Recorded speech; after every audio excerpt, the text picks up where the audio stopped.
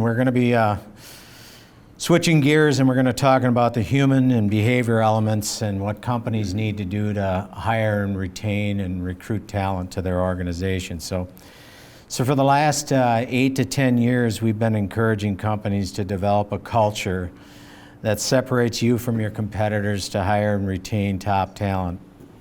And throughout the years, employees' desires and demands have evolved. With the labor shortage, they've got choices, and it can be challenging for companies to keep up. Employers are bombarded with a wide range of trendy tips for keeping different generations of workers happy. When it comes to attracting and retaining top talent, employers need to understand what employees really want from a company, but more importantly, help employees understand and provide what they really need. Today's discussion is going to focus on the top tools and platforms now working their way into corporate America to assist employees in dealing with the life events and working relationships within your company to make their lives and work more fulfilling, engaging, and productive. A 2018 Global Talent Trends study by Mercer revealed that few employees desires that many organizations seem to be missing. There's 3 in particular that they identified. A permanent workplace flexibility, and that's kind of hard in the construction world certainly, but it's still a demand that employees, or an item that they want to try and have available. And then a commitment to health and well-being and working with a purpose.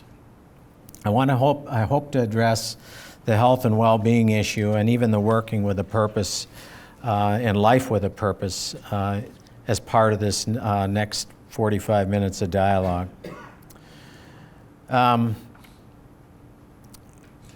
These issues, if they're not addressed, they tend to work their way into the workplace, and they can undermine productivity, safety, longevity. So we want to show how these tools can be used and the use of chaplaincy in helping facilitate and solving some of these problems. So let's talk about the state of things right now. Companies are now starting to look closer at behavioral studies and the impact of life events on employees and their interaction and engagement, productivity, and longevity in the workplace. Religiosity and spirituality are a normal part of life. When people start to look for answers and find and to their future, and answers that address family, faith, life, and death events, and even the afterlife. Physical and psychological traumas come from a variety of sources, but they get brought into the workplace and they manifest themselves by way of disengaged employees, absenteeism, safety hazards, and flight risks.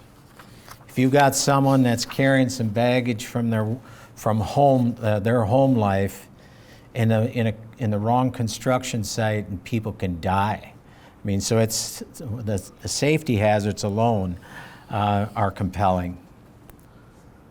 Harrison is we first started working with Harrison about 5 years ago. As a platform to help develop and pick key talent within organizations as part of an exit planning process, where companies needed to transition successor management within the organization and the leadership team within the organization as companies prepared to transition and sell their companies. But this Harrison research just talks about something about what employees are looking for. 75% of employees are 3 times as likely to succeed if they enjoy their work. And so that's a process that has to be factored in. So finding and retaining talent is vital, but we soon found out as we started looking into it, it's not just being able to draw talent within the organization. It also took good communication. It took team building skills to really fully actualized successful outcomes.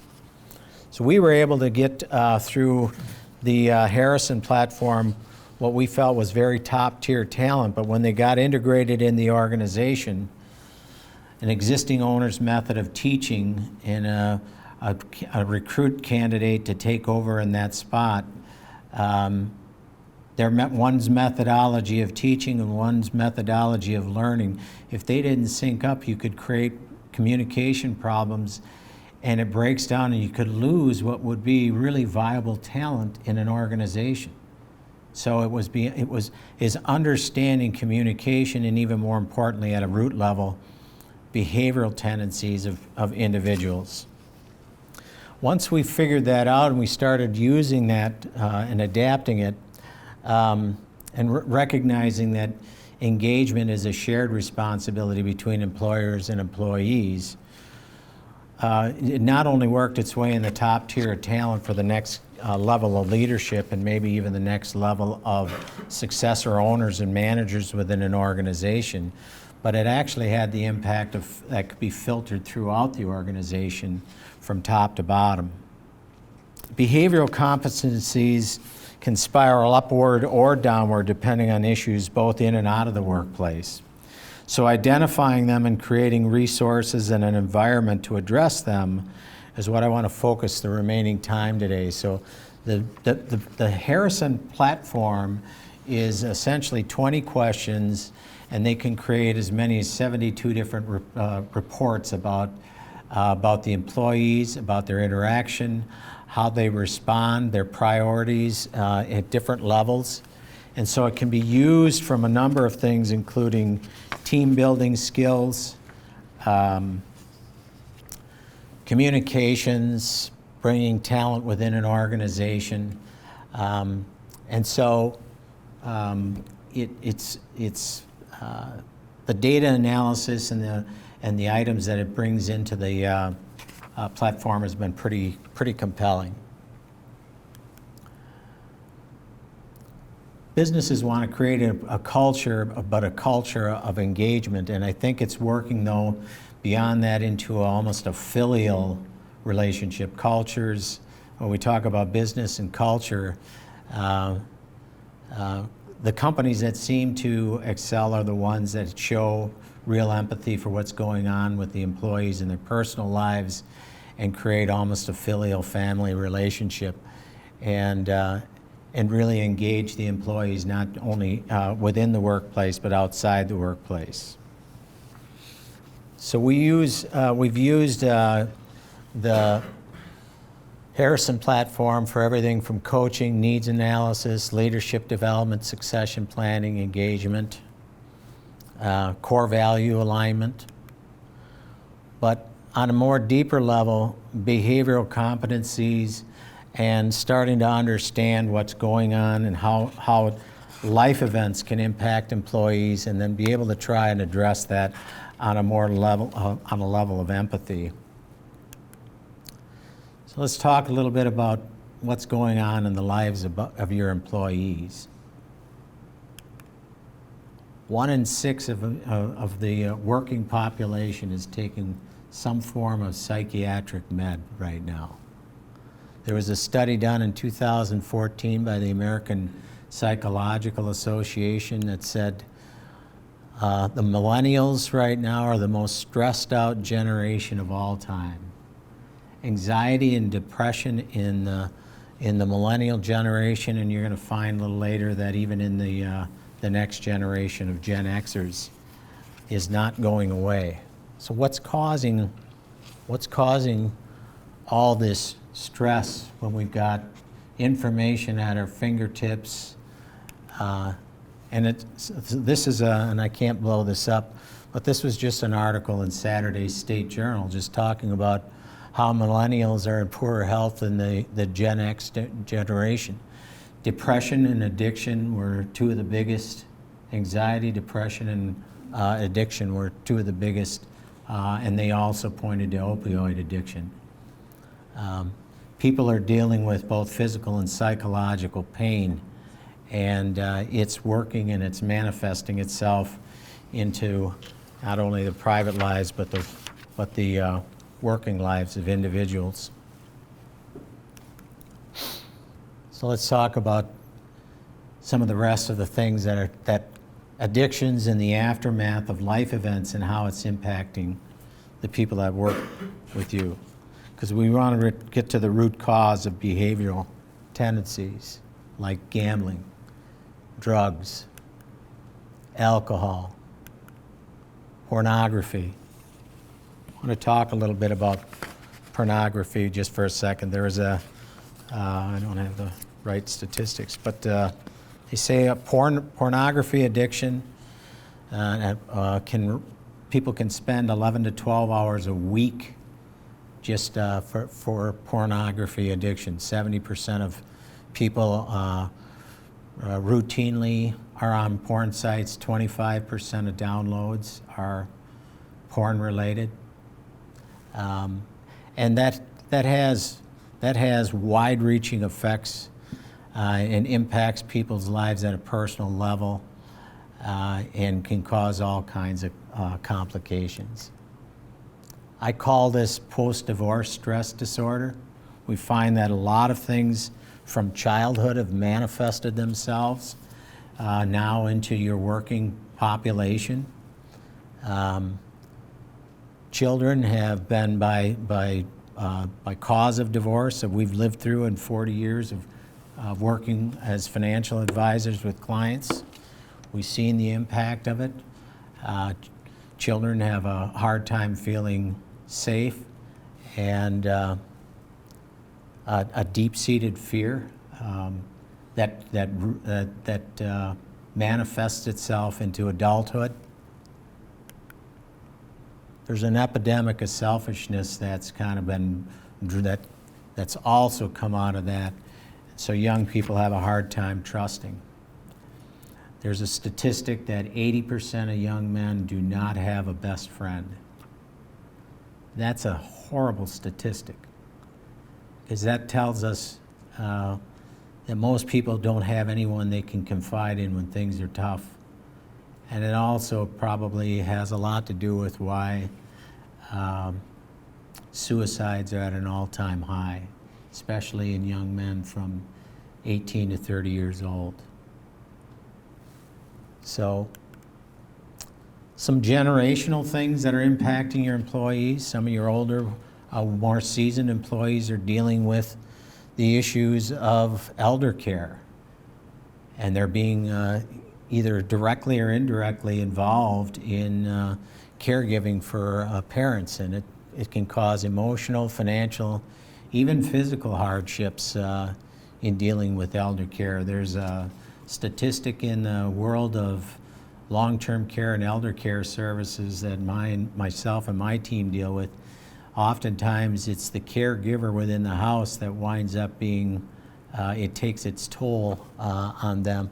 And for some of your employees that are dealing with it, that's going to filter into the workplace.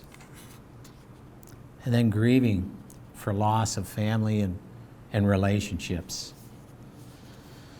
So the reality is there's a lot of people in your workplace they're broken, they're wounded, they're suffering with anxiety and depression.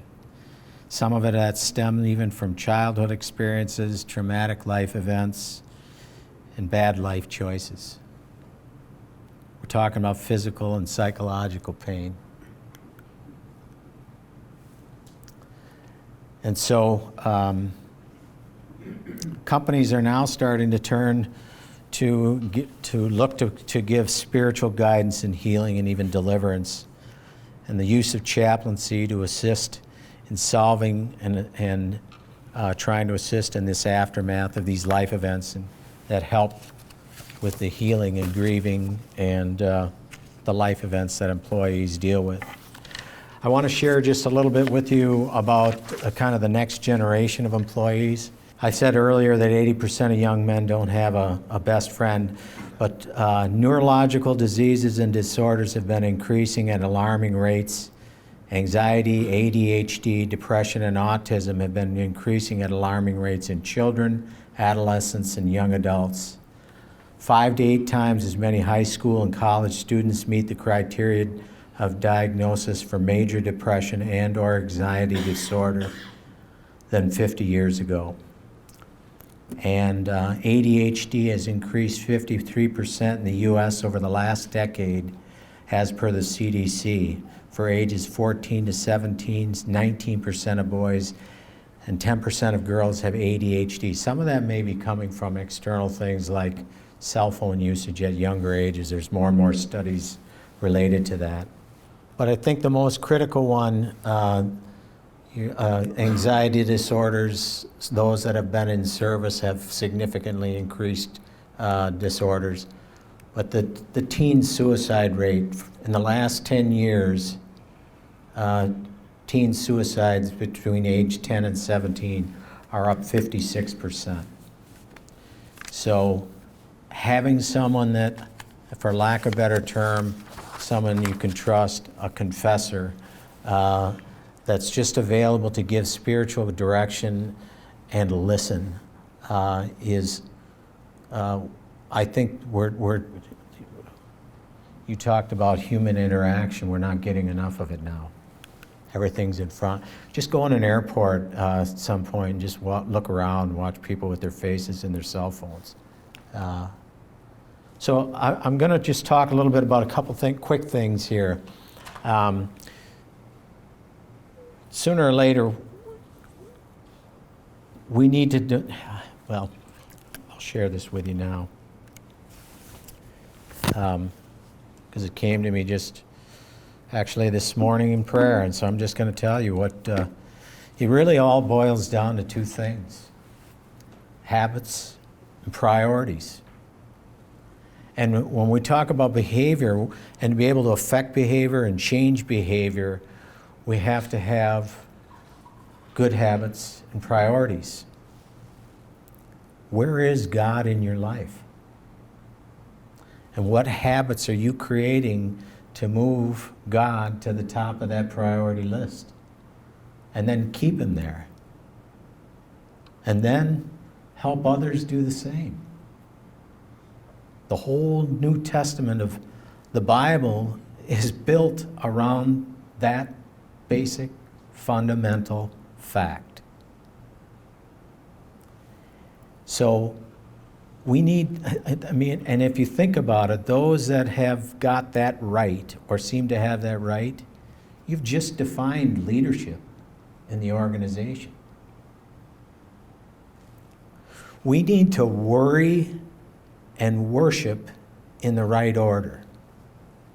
And God should be at the top of the list regardless of whether it's in your worst worries or in what and how we worship.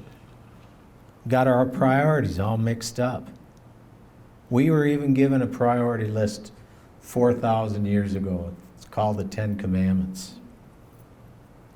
And it's helped generations, couples, families, churches, communities, nations. It's carried them through the best of times, and it's carried them through the worst of times, and even wars.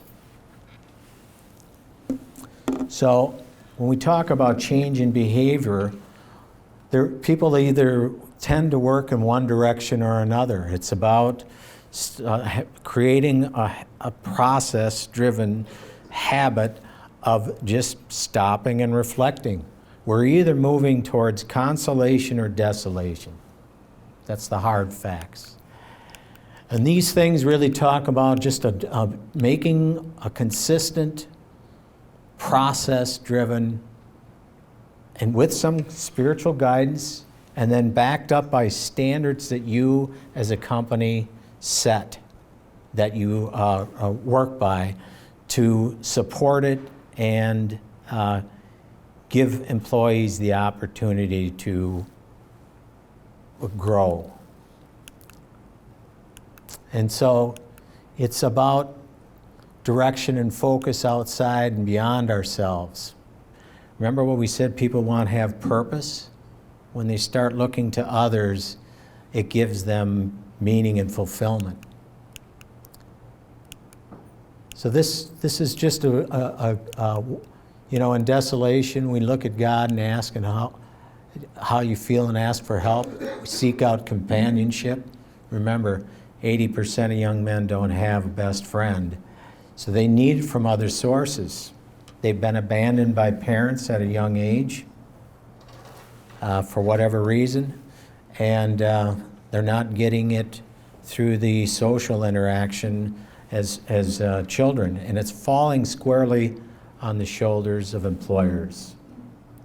For a lot of you right now, your role is to be the dad they never had.